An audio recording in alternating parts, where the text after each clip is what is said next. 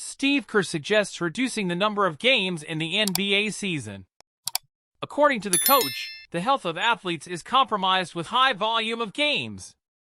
The Golden State Warriors have started 2022/23 badly and already have 7 losses in 10 games. To make matters worse, some of the key players were injured or needed time off to avoid injuries. Thus, Coach Steve Kerr suggested before Friday's setback that the NBA needs to reduce the number of regular season games. During the press conference, the coach presented some criticism on the subject and also gave some private opinions, such as what would be the ideal number of games.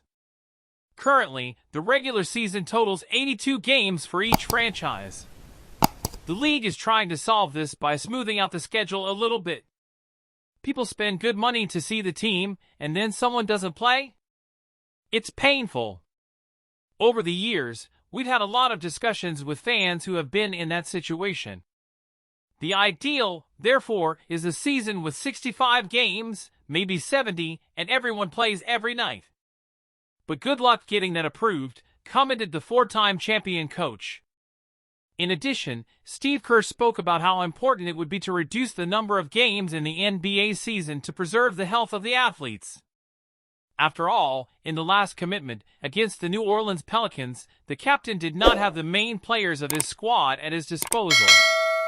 The end of a brutal journey. It's definitely something we need to think long-term. If there are a lot of back-to-backs, you'll have guys who probably won't play a lot of them. So I apologize to all the fans who were hoping to see these guys on the court, but they won't. We're just trying to think about the big picture, Kerr concluded.